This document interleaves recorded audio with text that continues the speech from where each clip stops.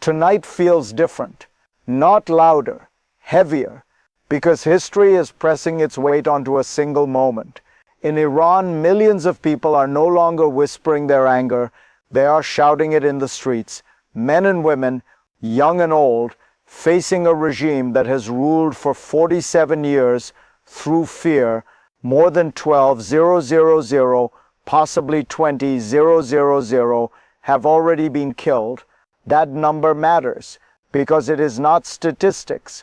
It is a signal. Signals tell us when systems crack, when power loses legitimacy, when fear stops working.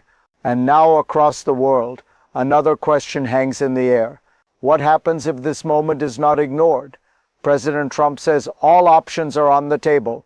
Military assets move, diplomacy pauses, history waits. If you want to understand why this moment could redefine the Middle East and why it may shape global power for decades, stay with me, because before change happens, we must understand what is truly breaking beneath the surface. And that is where this story really begins. To understand this moment, we have to strip away the noise. This is not just about protest, not just about foreign policy, not even just about Iran. This is about legitimacy. A regime survives as long as people believe it must exist. Fear helps, force helps, but belief is the real foundation. What we are seeing now is a collapse of that belief. Millions of Iranians are no longer asking for reform. They are demanding an end to repression, end to isolation, end to a system that has defined their lives for 47 years. The response from the state tells us everything. Mass killings, nationwide crackdowns, information blackouts. When power feels secure, it negotiates. When it feels weak, it kills. At the same time, external pressure is converging. Statements from President Trump, signals of deterrence. A regime suddenly forced to look both inward and outward. This is the collision point. And to see why it matters so much, we need to go back to how this system was built. Every regime is born from a moment of rupture, and Iran's current system was no exception. Nearly half a century ago, revolution promised dignity, independence, justice. But revolutions harden. Ideals turn into institutions. Institutions turn into machines. Over 47 years, power in Iran concentrated upward. Clerical authority fused with security forces. Courts became tools. Law became punishment. The justice system did not evolve to protect citizens. It evolved to protect the regime. Political prisoners were not mistakes. They were design features. Fear was institutionalized. Loyalty was enforced. Dissent was criminalized, and over time a cycle emerged. Economic isolation deepened. Sanctions tightened. Resources flowed outward to proxies and militias. Inside the country, opportunity shrank. Outside, confrontation grew. This is how closed systems survive, until pressure builds from every direction, because eventually history presents a stress test, and Iran is now failing it. Then came the rupture, not a negotiation, but bodies in the streets. For more than 2 weeks, Iranians poured out across the country. Not in one city, not one class, everywhere.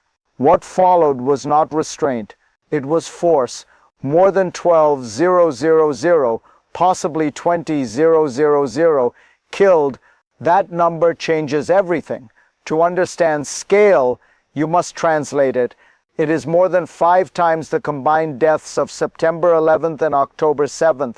In modern history, you rarely see violence this concentrated against a population. This is not crowd control, this is terror as policy. And yet, something unexpected happened. The killing did not end the protests. It clarified them. Fear stopped working. When a regime crosses a certain threshold, it exposes its own weakness. It tells the world it has nothing left but force. This is why voices now compare this moment to the fall of the Berlin Wall. If this analysis matters to you, share it, because understanding precedes action, And what comes next is the part most people miss. Power does not collapse from the outside first. It collapses from its internal logic. The Iranian system is built on one core mechanism: control through fear. Courts are not neutral arbiters, they are enforcement arms. Prisons are not corrections, they are warnings. When protest emerges, the system has only one reflex: repression. But repression scales poorly. The more violence used, the more legitimacy evaporates. The more legitimacy evaporates, the more violence is required. This is the trap. A regime that kills 12,000 to 20,000 of its own people is not demonstrating strength. It is signaling exhaustion. At the same time, resources flow outward: support for terrorist proxies, confrontation beyond borders. Inside the country, economic isolation tightens, opportunity narrows, hope disappears. This imbalance is fatal because systems survive only when citizens tolerate them. And tolerance has limits.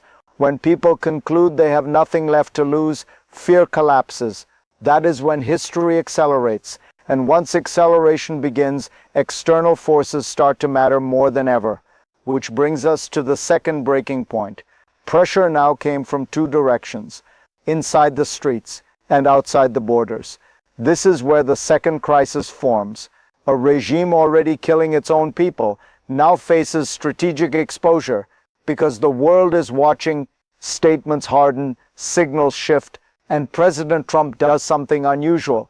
He does not hedge, he does not soften language, he signals resolve. This matters.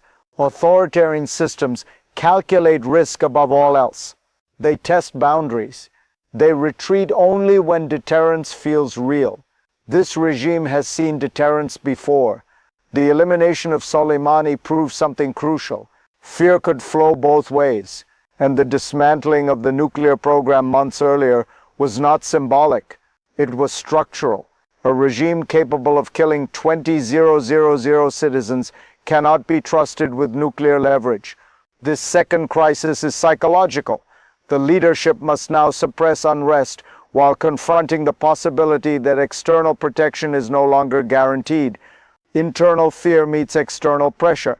That combination is unstable. History tells us this is when regimes make fatal miscalculations, and the consequences do not stop at borders, because the next impact lands directly on ordinary people. This is where you enter the story, because behind every number is a human life. If you were walking those streets, you would hear gunfire before speeches. You would feel fear before hope. Families watching doors at night, parents counting hours, not knowing if their children will return. This is what repression looks like on the ground. Not ideology, not geopolitics, but exhaustion. And yet something remarkable persists. People keep showing up. Why? Because when dignity is stripped away long enough, survival itself becomes resistance. You are not watching chaos. You are watching courage under maximum pressure. The Iranian people are not asking foreign powers to fight for them. They are asking not to be abandoned. That distinction matters. If this story moves you, don't scroll past it, share it, talk about it, because silence is the regime's greatest ally. And when the world pays attention, systems that rely on darkness begin to crack. What happens next will not stay inside Iran. Its shockwaves are already moving outward. What unfolds inside Iran never stays contained, because this regime is not isolated. It is entangled. Money flows outward. Weapons follow. Instability spreads. From Hamas to Hezbollah, from missiles to militias, this system exports pressure far beyond its borders. That is why this moment matters globally. A regime under internal siege does not suddenly become cautious. It becomes unpredictable. Allies grow nervous. Markets react.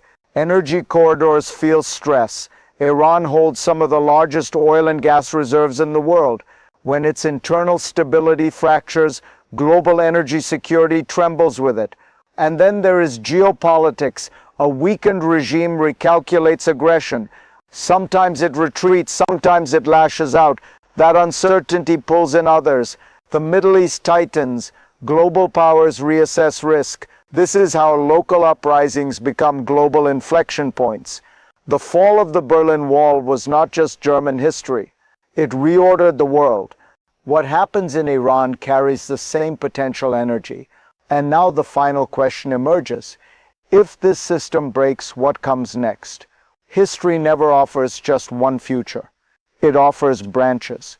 From this moment, three paths emerge. The first is fragile optimism, sustained internal pressure, cracks within the elite, a negotiated collapse from within. In this scenario, the regime fractures under its own weight. A transition begins, slow, uneven, but real. A free Iran reconnects with the world. Normal relations, energy markets stabilize, regional tension eases. The second path is stagnation, protests suppressed, fear temporarily restored. But legitimacy never returns. The system survives, but hollowed out, more isolated, more brittle, more dangerous over time. This is the most unstable outcome, because nothing is resolved. The third path is collapse through miscalculation, an external provocation, a violent overreach, a spark that ignites everything at once. This is the costliest future. Regionally, globally, history shows us something uncomfortable. Closed systems rarely choose the safest option. They choose the option that preserves power until power is gone, which means this moment is not about prediction, it is about recognition. Recognition that choices made now will echo for generations. And that brings us to the final insight. Moments like this are rare, and they are never obvious while you are living inside them. Later, historians will argue about dates, decisions, but the truth is simpler. Systems fall when fear stops working and legitimacy collapses at the same time. That is what we are witnessing now. In Iran, a regime built on repression is confronting a population that no longer consents and a world that is no longer looking away. This is not about ideology. It is about power meeting its limits. President Trump's choices matter here, not because one leader creates history alone, but because leadership determines whether moments harden into tragedy or open into transformation.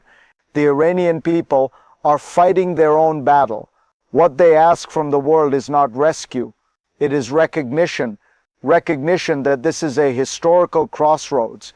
If you want to understand global power, don't look only at elections or treaties.